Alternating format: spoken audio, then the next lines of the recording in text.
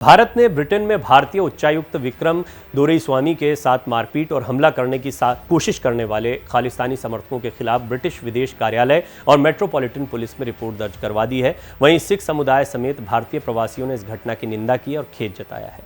जांच में पता चला है कि भारतीय उच्चायुक्त पर हमला करने वाले 3 खालिस्तानी समर्थक स्थानीय नहीं हैं और सभी स्कॉटलैंड के बाहर के इलाकों से आए थे।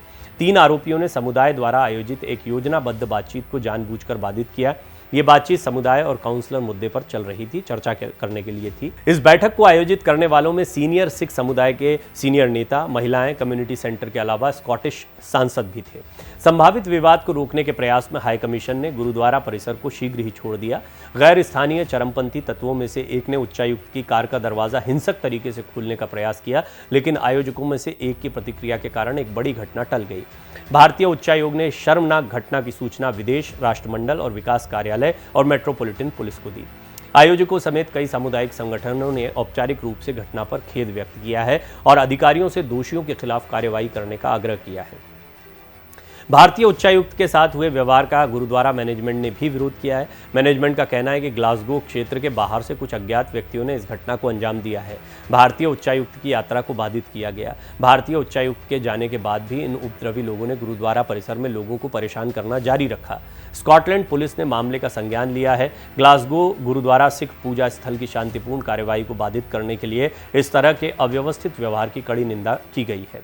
गुरुद्वारा सभी समुदायों और पृष्ठभूमि के लोगों के लिए खुला है और हम अपने विश्वास के सिद्धांतों के अनुसार सभी का खुले तौर पर स्वागत करते हैं, ये बात भी कही गई। भारतीय उच्चायुक्त पर हमला करने की कोशिश करने वाले 3 चरमपंथियों में से 2 की पहचान शमशेर सिंह और रणवीर सिंह के रूप में की गई है।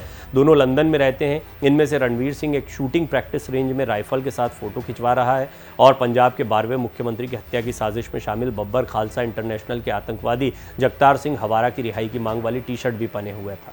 बेअंत सिंह की हत्या 31 अगस्त 1995 को दिलावर सिंह बब्बर नामक शख्स ने की थी। उसने चंडीगढ़ में पंजाब और हरियाणा सिविल सचिवालय में बेअंत सिंह की बुलेट प्रूफ कार को खुद के साथ उड़ा दिया था।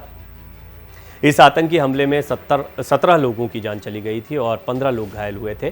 भारतीय उच्चायोग के 1992 बैच के IFS अधिकारी दोराईस्वामी अगस्त 2023 में समिति के निमंत्रण पर ग्लासगो गुरुद्वारा गए थे और इस महीने वो दोबारा गए थे। सिख कट्टरपंथी गतिविधि में बढ़ोतरी के बावजूद दोराईस्वामी ने कम से कम 4 गुरुद्वारों का दौरा किया। इस इलाके में सिख समुदाय के लोग भारतीय राजनयिक और उनके सहयोगियों के प्रति अच्छे हैं।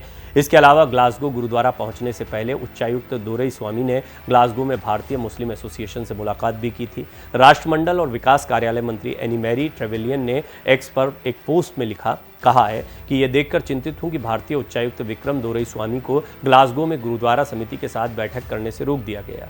विदेशी राजनयिकों की सुरक्षा अत्यंत महत्व का विषय है और ब्रिटेन में हमारे पूजा स्थल सभी के लिए खुले होने चाहिए। कनाडा और भारत के बीच में जो रिफ्ट शुरू हुई, जो दरार शुरू हुई, उसका असर दिखाने के लिए खालिस्तानी समर्थक कई जगहों पर इस तरह से हमले करने का प्रयास कर रहे हैं। अमेरिका में भी भारतीय उच्चायुक्तों के खिलाफ साजिश रचने की बातें सामने आई थी। ऐसे ही दुनिया में जहाँ जहाँ भी भारतीय उच्चायोग हैं और जहाँ पर आपको खालिस्तानी समर्थक मिलते हैं, वहाँ पर इस तरह के हालात बनाने की कोशिश की जा रही है। दरअसल ये एक बड़ी साजिश है। खालिस्तान के विषय में हमने बहुत डिटेल में बहुत सारी जानकारियां आपके सामने रखी हैं कि खालिस्तान समर्थक किस तरह हिंसा का सहारा लेकर भारत को अस्थिर करने के प्रयास करते रहे हैं। भारत की यही नाराज़गी रही है कि जहां भी खालिस्तान समर्थकों को पनपने का मौका देंगे वो भारत के लिए खतरनाक साबित होगा और भारत इसके लिए हमेशा गुजारिश करता रहा है उन देशों से जिनमें कनाडा प्रमुख है। आज की बात नहीं है। कनाडा एक तरीके से खालिस्तान का गढ़ बनता चला जा रहा है। वहाँ पर बड़ी तादाद में खालिस्तान समर्थक रहते हैं। निज्जर जैसा आतंकवादी मारा जाता है तो कनाडा उसके समर्थन में दिखाई देता है, या जस्टिन ट्रूडो जो अभी प्रधानमंत्री हैं वो अपनी वर्तमान राजनीति को बचाने के लिए उसके समर्थन में खड़े हो जाते हैं। ये भारत के लिए चिंता का विषय है और भारत जानता है कि इस पूरे मुद्दे पर जब तक आर पार की लड़ाई नहीं लड़ी जाएगी, खालिस्तान समर्थकों को खत्म नहीं किया जाएगा, ये खालिस्तान का जो वितंडा खड़ा किया गया इसको खत्म नहीं किया जाएगा, तब तक बात नहीं बनेगी और भारत में ये लोग अस्थिरता फैलाने की साजिशें रचते रहेंगे। भारत की यही चिंता का विषय है जो अंतर्राष्ट्रीय मंचों पर भारत भारत हमेशा उठाता रहा है। अब G20 सम्मेलन के बाद या इसके पहले भी भारत ने जिस तरीके से अंतर्राष्ट्रीय समुदाय में अपने महत्व को बढ़ाया है, साथ ही साथ भारत ने बताया है कि विकास कार्यों में, तकनीक के विकास में वो किस तरह पूरी दुनिया के लिए सहयोगी है, उससे दुनिया की अन्य ताकतें भी जानती हैं कि भारत का साथ आवश्यक है। यही वजह है कि कनाडा अलग थलग पड़ा दिखाई देता है और उसके साथ ये आतंकी या उग्रवादी दिखाई देते हैं जो कई मौक़ों पर कोशिश करते हैं अपने इस एजेंडे को सामने रखने की। दोरईस्वामी के खिलाफ ये जो गलत बर्ताव हुआ है या हमला करने की कोशिश हुई है, ये उसी की एक बानगी दिखाई पड़ता है।